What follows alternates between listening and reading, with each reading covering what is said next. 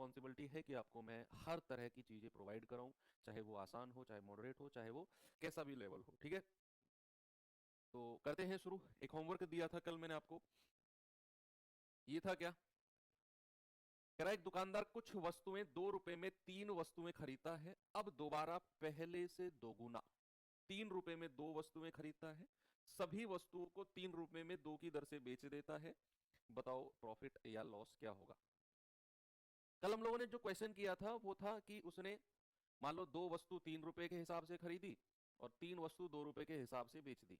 बताओ लाभ प्रतिशत क्या है। यानी कि एक ही कॉस्ट प्राइस दिया हुआ था और एक ही सेलिंग प्राइस दिया हुआ था, वहां हम क्या कर रहे थे, क्रॉस मल्टीप्लाई और अपना प्रॉफिट परसेंट या लॉस परसेंट बड़े आराम से निकाल रहे थे। लेकिन यहां पर है क्या बच्चा, आप ऐसे समझो, मैं प्रैक्टिकल समझाता हूं आपको कि मैं गया मार्केट में, अब मुझे लेने थे सेब। ठीक है, 5 किलो सेब लेने थे मुझे, या कितने भी लेने थे, मैं क्वांटिटी नहीं डिसाइड करता हूँ, मुझे कुछ सेब लेने थे। मैं एक दुकान पे गया, मैंने पूछा भाई सेब का भाव क्या है। देखो जब भी हम कोई चीज खरीदते हैं हम उसका प्राइस पूछते हैं ना कि भाई क्या भाव चल रहा है सेब का। तो उसने मुझसे कहा कि भाई सेब का जो भाव है ना वो 200 रुपए किलो है। मैंने कहा ठीक है 2 किलो सेब दे दो। तो वहां से मैंने 2 किलो सेब ले लिए 200 रुपए के भाव से। अब मैं दूसरी दुकान पे गया, सेब की ही दुकान पे, मैंने वहां भी पूछा कि भाई यहाँ आपके यहाँ सेब का क्या भाव है। तो उसने कहा भाई मेरे यहाँ 150 रुपए किलो सेब है। मैंने कहा अच्छा सस्ते हैं इसके पास। मैंने कहा ठीक है तुम 5 किलो दे दो। 2 किलो वहां से खरीदे जिसने 200 रुपए किलो बोला था, और 5 किलो यहां से खरीद लिए जिसने 150 रुपए बोला था। तो यानी कि मैं खरीदारी कर रहा हूं दो अलग अलग दुकानों से। फिर मैंने सब सेबों को मिलाया और घर आके उनको 170 रुपए के हिसाब से बेच दिया। यानी कि मैंने खरीदारी तो दो अलग अलग दुकान से करी, लेकिन सबको मिलाकर मैंने 170 के भाव से बेच दिया। तो ये बेसिकली क्वेश्चन है कि वो दो अलग अलग दुकान से खरीदारी कर रहा है। पहली दुकान पे गया तो उसने 3 वस्तुएं 2 रुपए के हिसाब से कुछ वस्तुएं खरीदी।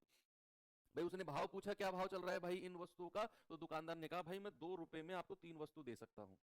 उसने कुछ वस्तु खरीद ली। फिर वो दूसरी दुकान पे गया, उसने कहा भाई तुम्हारे यहाँ क्या भाव है। उसने कहा जी मैं 3 रुपए में 2 वस्तुएं दूंगा, दूसरी दुकान वाले ने। तो उसने दूसरी दुकान से डबल वस्तु खरीद ली। मान लो जितनी उसने यहाँ पे खरीदी होंगी ना उसका डबल दूसरी दुकान से खरीद ली, सबको घर पे ले आया और सबको लाने के बाद में 3 रुपए में 2 के हिसाब से उसने बेच दिया। यानी कि यहां भी बेसिकली उसने दो अलग अलग दुकान से खरीदारी की है। कैसे इन सवालों को करेंगे, वही जो हमने कल किया था कि एक तरफ लिखेंगे वस्तु और एक तरफ लिखेंगे बच्चे मूल्य। तो खरीदारी जब करने गया हो, कॉस्ट प्राइस की जब मैं बात करता हूं, तो वस्तु कितनी है, आप कहेंगे सर 3 वस्तु हैं 2 रुपए में। तो यहां पर वस्तु कितनी है बच्चा 3, और रुपया कितना है 2। पहली दुकान से उसने इस हिसाब से खरीदा। दूसरी दुकान पे गया तो उसने कहा कि भैया दूसरी दुकान वाले ने मैं 3 रुपए में 2 वस्तु दूंगा। मैं 3 रुपए में 2 वस्तु, यानी कि दूसरी दुकान वाला पैसा लेता है 3 और वस्तु देता है 2। लेकिन उसने इन दोनों दुकानों के बीच में एक रिलेशन बना दिया। इन दोनों दुकानों के बीच में क्या बना दिया, एक रिलेशन बना दिया कि भाई यहां पर जो पहले वस्तु मिली है ना उसका डबल वस्तु, पहले से दोगुना वस्तु इस भाव से खरीद रहा है। पहले से दोगुना, यानी कि जितनी वस्तु उसने यहां खरीदी होंगी उसका डबल यहां खरीद रहा है। तो हमें इन वस्तुओं को क्या करना है, सबसे पहले बराबर करो। सबसे पहले वस्तुओं की संख्या बराबर करो। तो कल ही मैंने आपको सिखाया कि इस 2 की गुणा ऊपर कर दो तो इस 3 की गुणा नीचे कर दो। क्या मैंने यही सिखाया आपको कि वस्तु की संख्या बराबर अगर करनी है तो 2 की गुणा ऊपर 3 की नीचे। तो ये 2 यहां भी हो जाएगा और ये वाला 3 यहां भी हो जाएगा। क्या आपके वस्तुओं की संख्या बराबर हो चुकी है, यस और नो। सबसे पहले आपने क्या किया, दोनों दुकानों से, अभी मैं खरीदारी की बात कर रहा हूं, मैं बेचने वाले की बात ही नहीं कर रहा हूं। अभी दो अलग अलग दुकानों से उसने खरीदा है, दोनों दुकानों की वस्तुओं की संख्या को मैंने बराबर किया। लेकिन सवाल कहता है कि जो दूसरी वाली दुकान से उसने खरीदा है ना वो पहले से दोगुना है।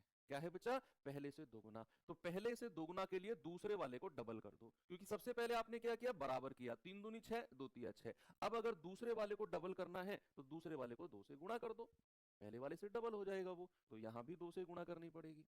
समझ में आई बात, मैं फिर से समझाता हूं। दो अलग अलग दुकानों पे गया, पहली दुकान पे 3 वस्तु 2 रुपए के हिसाब से, 3 वस्तु 2 रुपए के हिसाब से। दूसरी दुकान में 2 वस्तु 3 रुपए के हिसाब से, 2 वस्तु 3 रुपए के हिसाब से।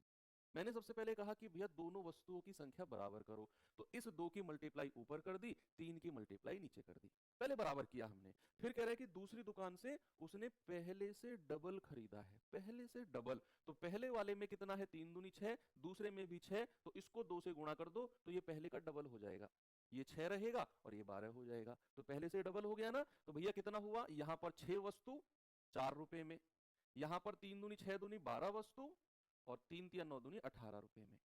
देख लो पहले से डबल हो गया ना, यहाँ 6 यहाँ 12। अब दोनों को जोड़ दो, कितना आ गया, 12 और 6 18 वस्तु, और 18 और 4 22 रुपए में। भाई 12 और 6 18 वस्तु, 18 और 4 22 रुपए में। ये तो खरीदारी की बात हुई है। बेचते टाइम उसने क्या बोला, बेचते टाइम उसने कहा कि भैया 2 वस्तु 3 रुपए के हिसाब से बेच देता है, यानी कि वस्तु है 2 बेचते समय और रुपया है 3। क्या यहाँ प्रॉफिट परसेंट नहीं निकाल सकते क्रॉस मल्टीप्लाई करके? अब तो वही सवाल आ गया जो कल का आसान सा सवाल था कि क्रॉस मल्टीप्लाई आपने की, मैंने कल ही आपको बताया, इसकी मल्टीप्लाई इसमें कर दो 22 दूनी 44, और 18 की मल्टीप्लाई इसमें कर दो 18 तिया 54, यानी कि 44 रुपए की चीज 54 में बेची है, 10 रुपए का फायदा। और अगर प्रॉफिट परसेंट में देखना है तो 10 बटे और नीचे क्रय मूल्य यानी कि 44 और मल्टीप्लाई बाई 100, 2 से जाएगा 5 बार, 2 से जाएगा 22 बार, 5 की 100 में गुणा करेंगे तो 500 बटे 22% आपका सही जवाब होगा। 22 दूनी 44, 22 दूनी 44 6, 22 दूनी 44, 16 बटे 22। आप 2 से भी काट सकते हो 8 बार, 2 से काट सकते हो 11 बार, तो 22 सही 8 बटे 11%, यानी कि ऑप्शन नंबर ए मेरा बिल्कुल सही जवाब हो जाएगा। और ये एक अच्छा क्वेश्चन है, इसका सॉल्यूशन 2 बार मैं आपको बता चुका हूं, इसके बाद भी जरूरत पड़े तो रिपीट मोड पे देख लेना बाद में। चलिए अब हम चलते हैं थोड़ा सा आगे। बच्चे थोड़ा सा रिवीजन कराता हूं आपका मैं। सबसे पहले मुझे एक बात बताओ, मैंने आपको बोला कि कोई भी वस्तु का जो कॉस्ट प्राइस क्रय मूल्य होता है वो कितना होता है। कोई भी वस्तु जब खरीदी जाती है तो मेरे भाई क्या वो 100% उसका वैल्यू होती है? जब भी किसी वस्तु को खरीदने की बात आएगी तो क्या उसका कॉस्ट प्राइस 100% होगा? आप कहेंगे बिल्कुल होगा सर। ओके, अब मैं आपको क्वेश्चन दिखाता हूं सीधा, और इस क्वेश्चन को पहले तो मैं आपको बेसिक मेथड से कराऊंगा, बिल्कुल बेसिक से, फिर मैं आपको एक अलग सा ट्रिक टाइप कुछ पढ़ाऊंगा जिसको आप एक मेथड के रूप में पढ़ोगे जब आप उस चैप्टर पे आओगे। तो एक चैप्टर में ही मैं आपको मिलेगा प्रपोर्शन में, आपको एक प्रपोर्शन मेथड में बताऊंगा। अभी फिलहाल के लिए उसे एक ट्रिक मान के चलना, लेकिन जब आप उस चैप्टर पे आओगे तो उसको आप एक कॉन्सेप्ट के रूप में पढ़ोगे। पहले से हम बेसिक से करते हैं, फिर मैं आपको उसको थोड़ा सा एक्सप्लेन करूंगा। सवाल कर रहा है, एक विक्रेता 10 सेब 1 रुपए में बेचता है। इतना सस्ता, इतना सस्ता सेब कहीं मिलता है? 10 सेब 1 रुपए में बेच रहा है। और सुनो मजे की बात, ऐसा करने पर उसे 40% का लाभ भी होता है। देख रहे हो तुम कौन सी दुनिया की बात चल रही है ये, कि 10 सेब 1 रुपए में बेचा और फिर भी उसे 40% का फायदा हो गया। बताइए उसने 1 रुपए में कितने सेब खरीदे होंगे? ऐसा कहीं सुना है तुमने? 1 रुपया में 10 सेब दे कोई दुकानदार और फिर भी 40% का फायदा कमा ले, तो फिर ये बता दो कि 1 रुपए में कितने सेब उसने खरीदे होंगे।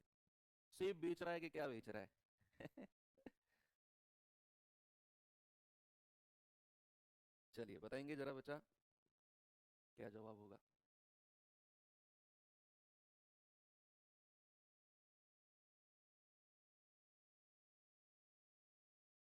भाई बेसिक से कैसे? अच्छा मुझे एक बात बताओ, 10 सेब का विक्रय मूल्य, 10 सेब का 10 सेब का विक्रय मूल्य कितना है? 10 सेब का विक्रय मूल्य है 1 रुपया, सेलिंग प्राइस। और ऐसा 1 रुपए में बेचने पर उसे 40% का लाभ होता है। बच्चे अगर किसी वस्तु को बेचने में 40% का प्रॉफिट हुआ तो उसे बेचा कितने परसेंट में गया होगा? क्या उसे 140% में नहीं बेचा गया होगा? भाई साहब आप बताइए मुझे, ब्लू जर्सी आप जो पहने हुए हैं, नीले कलर की जर्सी, सही कह रहा हूं कि नहीं? गर्दन तो हिलाओ भाई, कि अगर मैं किसी वस्तु पर 40% का फायदा कमाता हूं तो क्या उसे 140% में नहीं बेच रहा हूं मैं? बिल्कुल बेच रहा हूं। तो क्या यहां पर मैं कह सकता हूं 140% की वैल्यू 1 रुपया है? क्योंकि 1 रुपए में ही तो बेच रहा है वो 10 सेब को और 40% का लाभ कमा रहा है। तो यहां से मुझे 100% की वैल्यू बता दो, क्योंकि मैं पता करना चाह रहा हूं कि वो 10 सेब को खरीद के कितने रुपए में लाया होगा। अगर उसने 1 रुपए में बेचा है और 40% का लाभ कमाया तो 140% की वैल्यू 1 रुपया, तो 1% की वैल्यू 1/40 140, तो 100% की वैल्यू आप कहेंगे सर 100/140। जीरो से जीरो गया, यानी कि 10/14 रुपए में खरीद के लाया है। ये क्या है, ये कॉस्ट प्राइस है 10 सेब का, क्योंकि 100% का मतलब क्या होता है, कॉस्ट प्राइस होता है। तो अगर उसने 10 सेब को 1 रुपए में बेचा तो 10 सेब को उसने इतने रुपए में खरीदा होगा। क्या इस बात को मैं ऐसे भी लिख सकता हूं कि 10/14 रुपए में उसने 10 सेब खरीदे हैं, 10/14 रुपए में 10 सेब खरीदे हैं उसने, तो कह रहा है 1 रुपए में कितने खरीदे होंगे। तो यहां से आप कर लो भाई, 1 रुपए में कितने खरीदे होंगे, 10 गुणा ये 14 ऊपर चला जाएगा और ये वाला 10 नीचे आ जाएगा, तो 10 से 10 गया, आप कहेंगे सर 14 सेब। तो 1 रुपए में कितने सेब खरीद के लाया होगा, 14 सेब खरीद के लाया होगा। ऑप्शन नंबर ए हमारा बिल्कुल करेक्ट है। अब ये तो हो गया इसका बेसिक मेथड, कि आपने बिल्कुल बेसिक से किया कि 1 रुपए में बेचा, एक 40% का प्रॉफिट 140 में बेचा होगा, तो 100% आ गया इतना। 100% मतलब खरीदने वाला मूल्य, मतलब 10/14 रुपए में 10 सेब खरीदे हैं, तो 1 रुपए में उसने 10/14 उधर जाकर पलट जाएगा, 14/10 हो जाएगा, तो 1 रुपए में उसने 14 सेब खरीदे होंगे।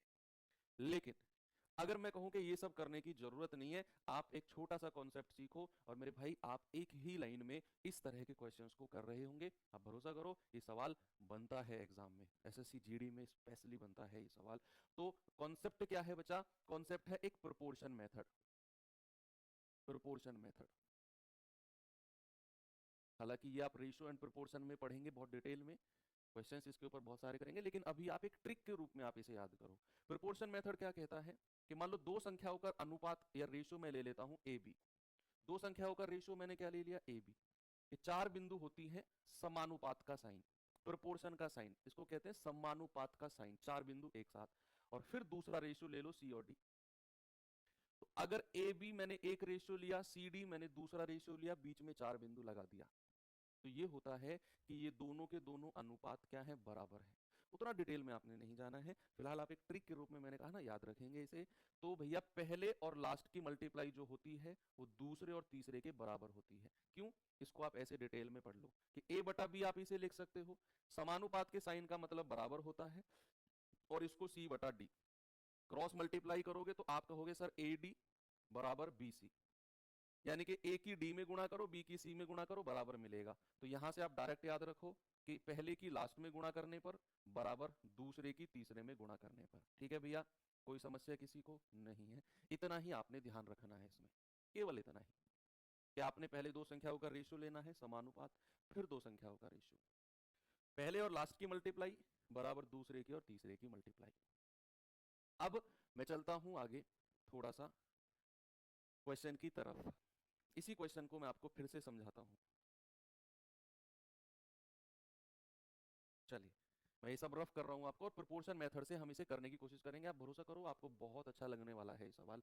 वैसे ध्यान क्या रखना है, ऊपर रखना है मूल्य प्राइस, और नीचे रखना है आर्टिकल यानी कि वस्तु। इस तरह के क्वेश्चन में एक ही बात याद रखनी है कि ऊपर रखना है मूल्य और नीचे रखनी है वस्तु। पेन को साइड में रख के सामने देखो भाई साहब, पेन हरदम हाथ में रहना जरूरी नहीं होता है। ये व्हाइट तो नहीं पहना होगा किसी ने भी, ब्लैक जर्सी, ओके। तो ऊपर रखना है मूल्य, नीचे रखना है वस्तु। अब सवाल को फिर से पढ़ो।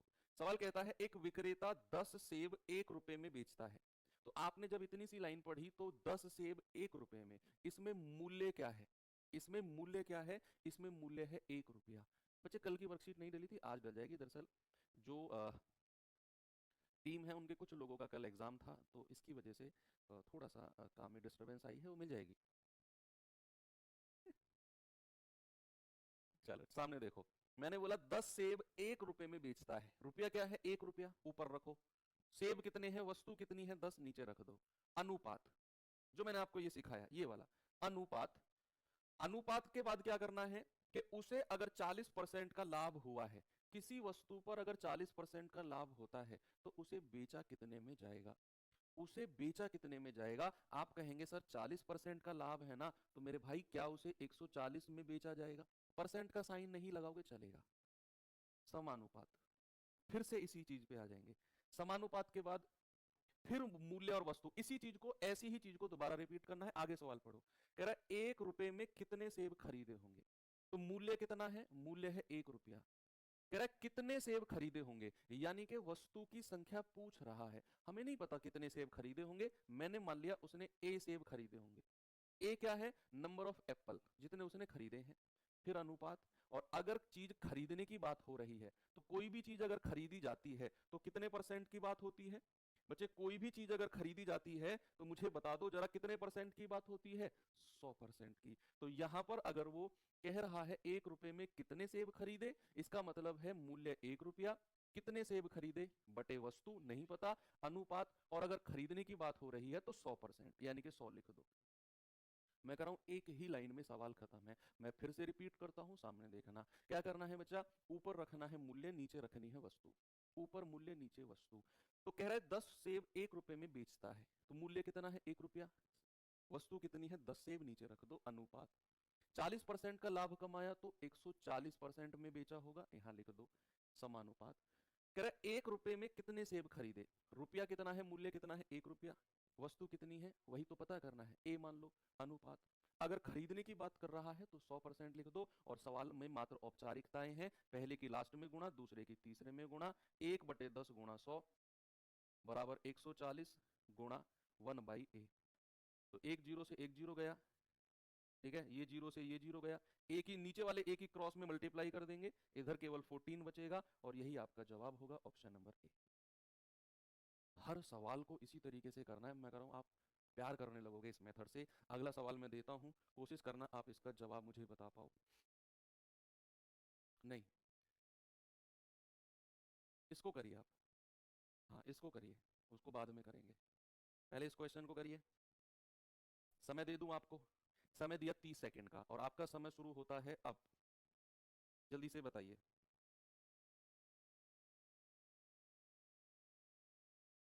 क्या जवाब होगा बच्चे आपका?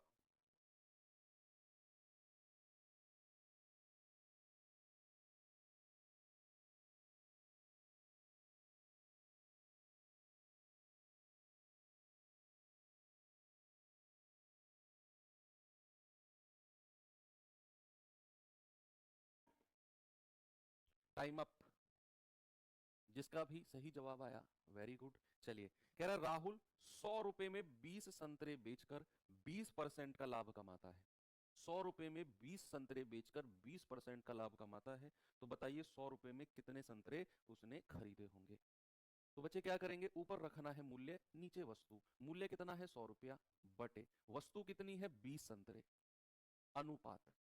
सवाल कहता है ऐसा करने पर उसे 20% का प्रॉफिट हुआ। अगर 20% का प्रॉफिट हुआ है तो क्या 120% में बेचा होगा, 120 लिख दो, अनुपात। फिर इसी चीज को रिपीट करेंगे, कह रहे बताओ उसने 100 रुपए में कितने संतरे खरीदे होंगे। हमें वस्तु नहीं पता, मूल्य पता है, कितना 100 रुपया में, मूल्य लिख दो ऊपर, कितने संतरे खरीदे होंगे नहीं पता, ए मान लो, अनुपात। और अगर बात खरीदने की हो रही है तो बच्चे 100%, क्या 100%, यहां लिख दो, पहले की लास्ट में मल्टीप्लाई, दूसरे की तीसरे में। तो 100/20 गुणा 100 बराबर 120 गुणा 100/a। आप कहेंगे सर 20 पंजे 100, ये वाले 100 से ये वाला 100 काट दो, क्रॉस मल्टीप्लाई करोगे तो 5a बराबर 120। तो यहां से a कितना आ जाएगा 120/5, यानी कि आपका जवाब होगा 24। क्या जवाब होगा भाई, आपका जवाब होगा 24, बिल्कुल करेक्ट है। क्या मैं आगे बढ़ सकता हूँ, एक और सवाल दूं आपको? चलिए, एक क्वेश्चन और करते हैं, जल्दी से इसका जवाब बताओ। सही जवाब क्या होगा? कह रहा है 1 रुपए में 4 टॉफी बेचने पर एक दुकानदार को 4% की हानि होती है, तो 1 रुपए में 3 टॉफी बेचता है तो कितने परसेंट का लाभ होगा। सेम क्वेश्चन है, ऊपर वस्तु नीचे मूल्य, ऊपर मूल्य, सॉरी उल्टा बोल दिया, ऊपर मूल्य नीचे वस्तु। ऊपर मूल्य 1 रुपए में 4 टॉफी बेची है, तो मूल्य कितना है 1 रुपया, कितनी टॉफी, संख्या कितनी है, वस्तु कितनी है 4, अनुपात। ऐसा करने पर उसे 4% की हानि हुई है। बच्चे हानि 4% की है तो बेचा कितने परसेंट में गया होगा, क्या उसे 96% में बेचा गया होगा। 4% के लॉस का मतलब है क्या उसे 96% में बेचा गया होगा कि नहीं। अगेन वही चीज, कह रहा है 1 रुपए में 3 टॉफी बेचता है, यानी कि मूल्य कितना है 1 रुपया, वस्तु कितनी है 3 टॉफी, तो ऊपर मूल्य नीचे वस्तु, अनुपात। कह रहा है कितने परसेंट का लाभ होगा। हमें नहीं पता। मैं ये मान के चलता हूं कि कुछ परसेंट का लाभ हुआ होगा, उसका जो सेलिंग प्राइस होगा वो मान लो ए की जो वैल्यू आएगी, अगर वो 100% से ज्यादा की आई या 100 से ज्यादा की आई तो प्रॉफिट, और ए की वैल्यू अगर 100 से कम की आई तो नुकसान है। ये समझ के चलना है, क्योंकि यहाँ पर हमने जो 96 लिया, परसेंट का साइन मत लिखो, केवल 96 लिखो। यहाँ पर जो हमने 96 लिया है, ये 96 क्या है, उसका सेलिंग प्राइस, कि भैया 4% का नुकसान है तो 96% में बेचेगा, यानी कि 100% से कम। तो यहाँ भी जो वैल्यू आएगी या तो 100% से ज्यादा आएगी या कम आएगी। जितनी ज्यादा आएगी उतना प्रॉफिट, जितनी कम आएगी उतना नुकसान। तो पहले की लास्ट में गुणा, दूसरे की तीसरे में गुणा। तो 1/4 मल्टीप्लाई बाई ए बराबर 96 मल्टीप्लाई बाई 1/3। तो 3 से जाएगा 32 बार, 4 की गुणा उधर ले जाओ, तो ए बराबर कितना आ गया, 4 दूनी 8, 4 तिया 12, ए बराबर आ गया 128। अब जो ये 128 आया है बच्चे, ये 100% से ज्यादा है ना भाई, 100 से ज्यादा है ना ये वैल्यू, तो इसका मतलब है 100 से अगर ज्यादा है तो प्रॉफिट हुआ होगा। कितना ज्यादा है 100 से, सर 28 ज्यादा है, मतलब 28% का प्रॉफिट है। ऑप्शन नंबर ए, 28% का प्रॉफिट। 100 से कम आता, मान लो यही वैल्यू आती 85 ए की वैल्यू, तो हम कहते 15% का नुकसान हो गया। मान लो अगर ए की वैल्यू 100 ही आती तो हम कहते no profit no loss. Okay, चलिए आगे बढ़ते हैं। इस सवाल पे आइए, जल्दी से मुझे जवाब बताइए क्या होगा, फिर मैं टाइप चेंज करता हूं और बेस्ट बढ़िया टाइप पे चलता हूं फिर मैं।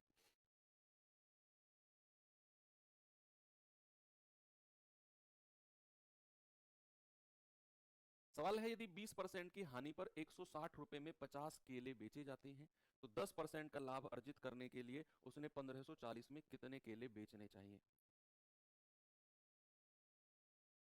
जल्दी से बोलिए, ऊपर मूल्य नीचे वस्तु, कह रहा 20% की हानि पर 160 रुपए में 50 केले, ऊपर मूल्य नीचे वस्तु, मूल्य कितना है 160, वस्तु कितनी है मेरे भाई 50, और ऐसा करने पर उसे 20% का नुकसान हो गया। किसी भी वस्तु पर अगर 20% का नुकसान होता है, क्या मैं उसे 80% में नहीं बेचता हूं, बोलिए क्या मैं उसे 80% में नहीं बेचता हूं, यस, अनुपात, समानुपात। कह रहा 10% का लाभ अर्जित करने के लिए 1540 में कितने केले बेचे, मूल्य दे दिया 1540, कितने केले, यानी कि वस्तु आपसे पूछ ली, तो मूल्य कितना है 1540 और वस्तु कितनी है नहीं पता, ए मान लो, अनुपात, और उसे 10% का लाभ कमाना है तो भाई 110% में बेचेगा।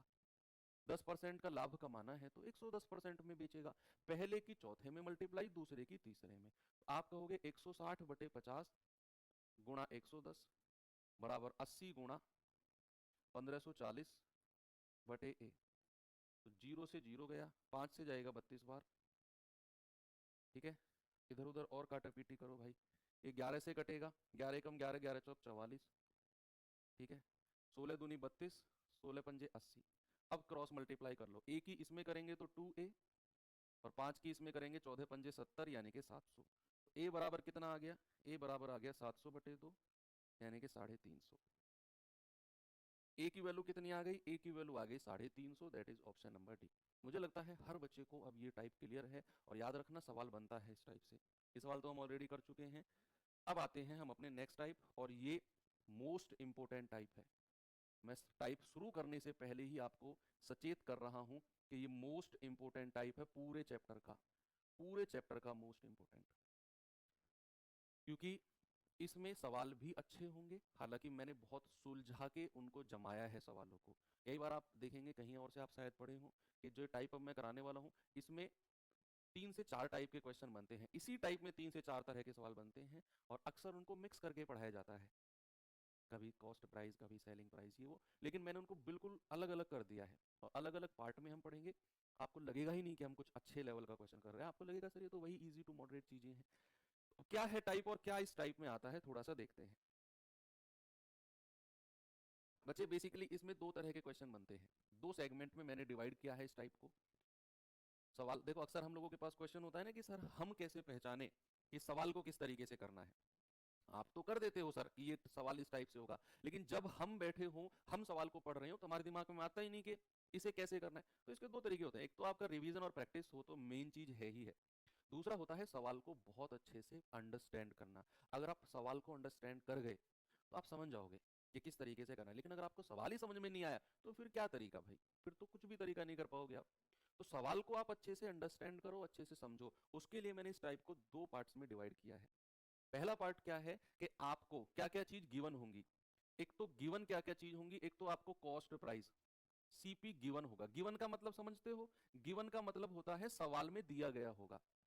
सवाल में दिया गया होगा कॉस्ट प्राइस, वस्तु का कॉस्ट प्राइस। अब कॉस्ट प्राइस भी कई तरीके से दिया जा सकता है। आपको कॉस्ट प्राइस का रेशियो दिया जा सकता है कि भैया दो वस्तु के क्रय मूल्य का रेशियो 2:3 है, इस तरीके से आपको सीपी गिवन होगा। या फिर ओरिजिनल मूल्य दिया होगा, मूल्य दिया होगा। आपसे कहेगा कि भैया दो वस्तु हैं, पहले को 1000 रुपए में खरीदा गया, दूसरे को 1500 में खरीदा गया, इस तरीके से मूल्य दिया गया होगा। या फिर तीसरे तरीके से मूल्य गिवन होगा कुल मूल्य। कुल मूल्य का मतलब है कि आपसे कहेगा कि दो वस्तु हैं, दोनों को मिलाकर 3000 में खरीदा गया। यानी कि सबसे पहले मैंने आपसे क्या बोला कि भैया आपको सीपी गिवन होगा। सीपी गिवन का मतलब है कि क्रय मूल्य दिया गया होगा। अब वो क्रय मूल्य भी तीन तरीके से दे सकता है, या तो आपको उनका रेशियो दे देगा, या फिर अलग अलग मूल्य दे देगा कि अलग अलग इतने इतने में खरीदा गया, या फिर टोटल दे देगा कि टोटल इतने में खरीदा गया, लेकिन ये गिवन जरूर होगा। दूसरा, आपको सेलिंग प्राइस का, पूरे सवाल में सेलिंग प्राइस का कोई जिक्र नहीं होगा। ये मैं जो पॉइंट्स लिखवा रहा हूं ना, ये अगर वन बाय वन अपने रिवीजन में लेके आओगे ना, आप समझ जाओगे कि सवाल में क्या क्या कंडीशन बनेंगी। सेलिंग प्राइस का कोई जिक्र नहीं, सेलिंग प्राइस का कोई जिक्र नहीं होगा। पूरे सवाल में सेलिंग प्राइस आपको नहीं देगा, सेलिंग प्राइस का कोई जिक्र नहीं होगा, बस केवल कॉस्ट प्राइस। तीसरा, आपको प्रॉफिट परसेंट या लॉस परसेंट, कुछ भी, ये सब चीज गिवन होंगी कि पहली वस्तु को 10% लाभ पर बेचा, दूसरे वस्तु को 5% की हानि पर बेचा, इस तरह के आपको मैंने, आपने जिन बच्चों ने रामबाण सीरीज यूट्यूब से किया ना, नहीं किया तो सर्च करना रामबाण सीरीज, 14 क्लास कराई है पीछे जो जीडी का पेपर हुआ था उसके लिए। 14 के 14 मोस्ट इंपोर्टेंट टाइप्स हैं, वो चैप्टर्स हैं जिनके मैंने 14 क्लासेस कराई हैं। उन 14 क्लास में एक ये टाइप को मैंने अलग से 1-1.5 घंटे में बताया है, बहुत सारे सवाल प्रैक्टिस कराए हैं, ठीक है। तो सेलिंग प्राइस का कोई जिक्र नहीं होगा, प्रॉफिट और लॉस परसेंट आपको गिवन होंगे। तो ऐसे टाइप के क्वेश्चन को हम जाएंगे बच्चा एलिगेशन मेथड से। किससे जाएंगे? एलिगेशन मेथड से। अब क्या एलिगेशन मेथड होता है, थोड़ा सा सवाल के माध्यम से ही मैं आपको समझाऊंगा, हालांकि मैं परसेंटेज में भी आपको बता चुका हूँ। ओके, तो इस तरह की चीजों को हम किससे जाएंगे? एलिगेशन मेथड से। दूसरा, मैंने इसको डिवाइड किया है। देखो ये ऐसा होता नहीं है, बुक्स में आपको नहीं मिलेगा ये चार्ट। कभी आप सोचो कि कौन सी बुक में सर इस तरीके से लिखा होगा, नहीं, ये मैंने खुद से अपनी समझ से बच्चों के डाउट के अनुसार इनको मैंने अलग अलग पार्ट में डिवाइड किया है। तो ये वाला पार्ट हो गया। दूसरे तरह का क्वेश्चन बनता है जहां पर आपको सेलिंग प्राइस या तो बराबर होगा या फिर सेलिंग प्राइस गिवन होगा, कुछ भी कह सकता है। सेलिंग प्राइस या तो बराबर होगा या फिर गिवन होगा। बराबर भी हो सकता है, नहीं भी हो सकता है, लेकिन सेलिंग प्राइस के बारे में जिक्र होगा, सेलिंग प्राइस के बारे में जिक्र होगा। उसे हम एलिगेशन मेथड से नहीं करेंगे, उसे मैं बताऊंगा उस टाइम पे किस मेथड से करना है। लेकिन जिस भी क्वेश्चन में आपको सेलिंग प्राइस का जिक्र मिल गया, जिस भी क्वेश्चन में आपको सेलिंग प्राइस का जिक्र मिल गया, सवाल को पढ़ते ही समझ जाना यहां एलिगेशन मेथड यूज नहीं होगा। कहां पे होगा? जहां पर कॉस्ट प्राइस गिवन हो, सेलिंग प्राइस का कोई जिक्र नहीं, ये कंडीशन बहुत इंपॉर्टेंट है, प्रॉफिट और लॉस परसेंट गिवन होगा, एलिगेशन मेथड यूज करेंगे। क्या है एलिगेशन मेथड, जरा देखेंगे थोड़ा सा सवाल के माध्यम से। सबसे पहले आपको सवाल को पढ़ के मुझे ये बताना है कि क्या हम यहां एलिगेशन मेथड यूज कर सकते हैं या नहीं भी कर सकते हैं, थोड़ा सा इसके बारे में बताना है। देखिए एक बार क्वेश्चन, सवाल है, मीना दो पंखों में से प्रत्येक को 1200 रुपए में खरीदती है। प्रत्येक को 1200 में खरीदती है, मतलब पहले वाला भी 1200 में खरीदा और दूसरे वाला भी 1200 में खरीदा। कह रहा है एक पंखे को 5% की हानि पर, दूसरे पंखे को 10% के लाभ पर बेच देती है, कुल मिलाकर उसे लाभ या हानि प्रतिशत बताओ कितना हुआ है। क्या यहां पर कोई सेलिंग प्राइस का जिक्र हुआ? नहीं, कि भैया सेलिंग प्राइस बराबर है दोनों का, या फिर दोनों का सेलिंग प्राइस गिवन है, कोई जिक्र नहीं है। तो यहाँ पर हम एलिगेशन मेथड यूज कर सकते हैं। सेलिंग प्राइस का कोई जिक्र, आप ये इससे कंफ्यूज मत होना कि सर उसने तो 5% हानि, दूसरे को 10% हानि पर बेच दिया, ये सेलिंग प्राइस नहीं है। ये तो 5% और 10% प्रॉफिट परसेंट के जिक्र के लिए उसने लिखा है। सेलिंग प्राइस का कोई जिक्र नहीं है यहाँ पर। सेलिंग प्राइस का जिक्र का मतलब है, सवाल में मेंशन करेगा वो कि भाई दोनों का विक्रय मूल्य बराबर है, या पहले को इतने में बेचा, दूसरे को इतने में बेचा। वो होता है सेलिंग प्राइस का जिक्र, यहाँ पे नहीं है। यहाँ पर तो उसने प्रत्येक को 1200 में खरीदा है, पहली पर 5% हानि में बेचा लाभ पर, कुल मिलाकर लाभ या हानि, कुल मिलाकर। तो आप इसमें एलिगेशन यूज करोगे, ये तो आपने पहले ही डिसाइड कर लिया सवाल को पढ़ के। अब कैसे वो एलिगेशन यूज करना है, हानि को हमेशा माइनस में लेना है। तो 5% की हानि, इसका मतलब है बचा माइनस का 5%, और दूसरे वाले को 10% का लाभ, लाभ यानी कि प्लस का 10%, प्लस का 10%। और उसने पूछा है कुल मिलाकर, कुल मिलाकर लाभ या हानि, तो हमेशा जो कुल मिलाकर लाभ या हानि होता है वो बीच वाली वैल्यू होती है। और नीचे का रेशियो हमेशा क्रय मूल्य का लेना है, कॉस्ट प्राइस का। तो कह रहा है प्रत्येक को 1200 में खरीदा है, तो पहले वाले का क्रय मूल्य 1200, दूसरे वाले का क्रय मूल्य 1200। अगर मैं इनका अनुपात लूंगा तो 1200 से 1200 कट जाएगा, एक एक आ जाएगा। नीचे हमेशा रेशियो कॉस्ट प्राइस क्रय मूल्य का आएगा। इसीलिए मैंने जब बोला था कि अगर क्रय मूल्य गिवन है तभी हम एलिगेशन यूज करेंगे। यही रीजन था कि जब भी आप एलिगेशन मेथड प्रॉफिट या लॉस पर लगाते हो तो नीचे रेशियो क्रय मूल्य कॉस्ट प्राइस का आता है। तो अगर किसी क्वेश्चन में सेलिंग प्राइस दिया हुआ है वहां एलिगेशन नहीं लगेगा, क्योंकि नीचे रेशियो कॉस्ट प्राइस का होगा। अब जल्दी से मुझे बीच वाली वैल्यू बता दो भाई, इसकी मल्टीप्लाई इसमें करो माइनस का 5, इसकी इसमें करो प्लस का 10, और डिवाइडेड बाई एक और एक 2। तो 10 में से 5 गया, प्लस का 5 आएगा, और बटा 2, आपका जवाब आ गया 2.5। और अगर ये 2.5 प्लस का है, देखो 10 में से 5 गया, प्लस का 5 आएगा, डिवाइड बाई 2 यानी कि प्लस का 2.5। और अगर ये प्लस की वैल्यू आई है मतलब हम कहेंगे प्रॉफिट। लॉस नहीं होगा। लॉस कब होता, जब ये वैल्यू माइनस की होती। जब ये वैल्यू माइनस की होती तब हम लॉस बोलते। अभी हम कहेंगे कि सर प्रॉफिट होगा 2.5% का। आगे बढ़े, वेरी गुड। चलिए अब मैं आपको देता हूं सवाल नंबर सेकंड। सवाल नंबर सेकंड है आपके सामने, ये रहा। जरा देखेंगे बच्चा इस सवाल को। सवाल है, मोना ने, सबसे पहले ये डिसाइड करना है कि क्या एलिगेशन लगेगा कि नहीं।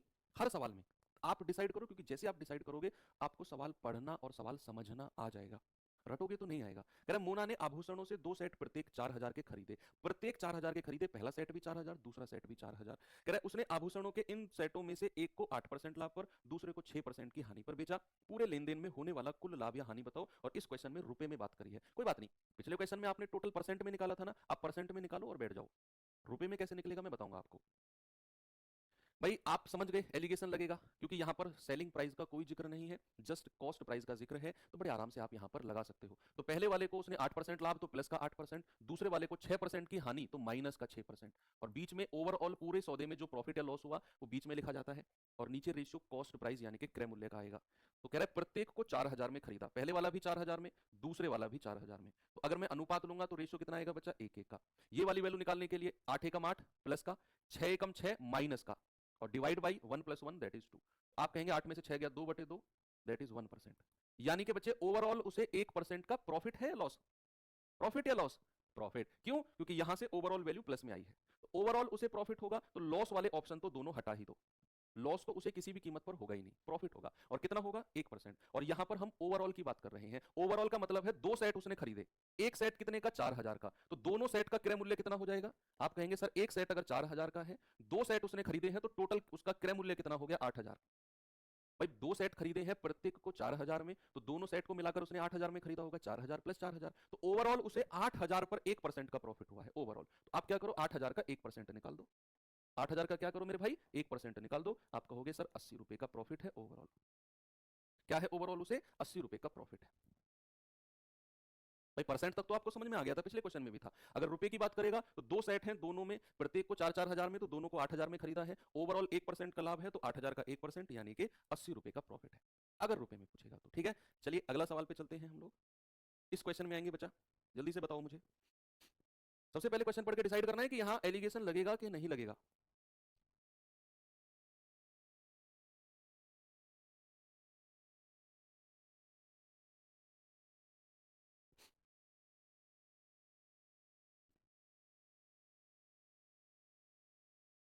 कह रहे राम 3500 में 2 घड़ी खरीदता है, ओके। एक घड़ी को 25% लाभ, दूसरी घड़ी को 10% हानि पर बेचकर पूरे सौदे में ना तो लाभ कमाता है और ना ही हानि उठाता है।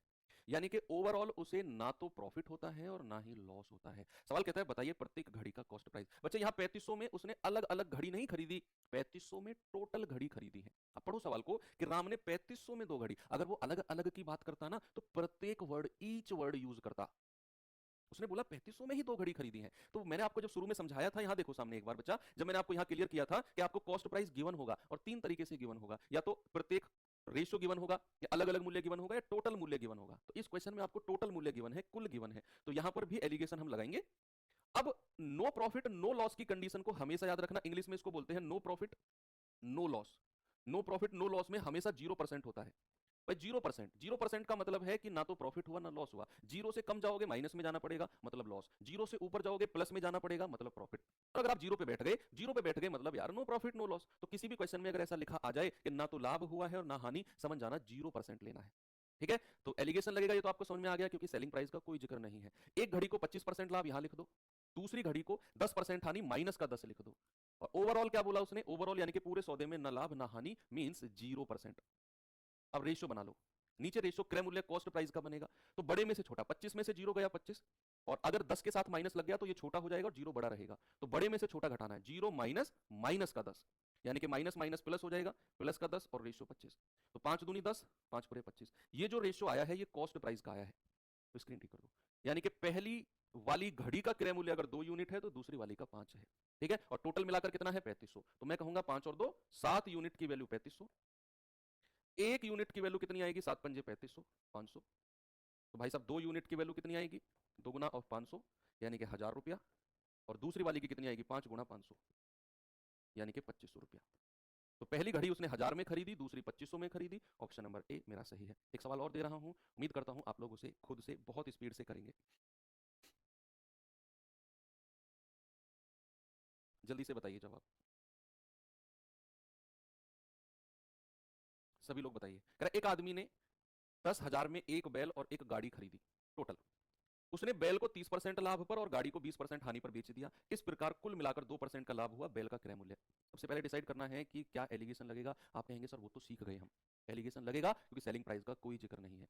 आपको लग रहा होगा चीजें आसान है, आपको आसान लग रही है क्योंकि मैंने इन चीजों पे काम करके अलग अलग डिस्ट्रीब्यूट किया है। ये अच्छे लेवल के क्वेश्चंस में आते हैं, प्रॉफिट एंड लॉस के, विश्वास करो। और ये सवाल एग्जाम में अगर आपके में आया ना तो बहुत सारे बच्चे इसको गलत करके आएंगे, गलत नहीं सही भी करके आएंगे ना, तो उनका टाइम बहुत लगेगा।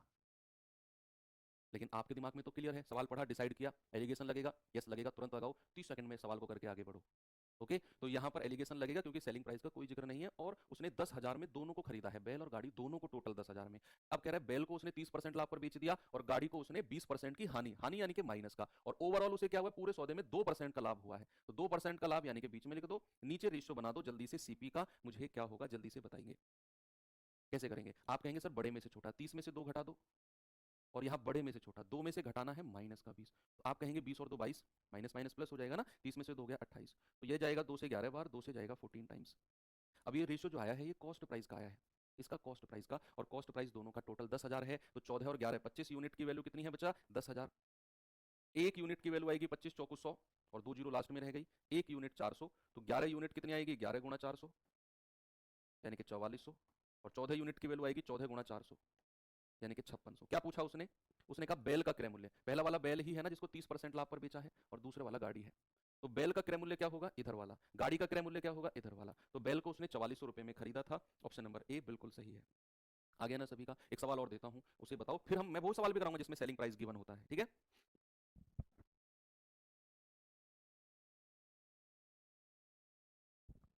सवाल में टाइम देता हूं आपको, चलो 35 मिनट देता हूं, 35 सेकंड देता हूं। पढ़ना है, डिसाइड करना है कि लगेगा नहीं लगेगा, फिर आंसर बताना। टाइम शुरू होता है अब, 35 सेकंड।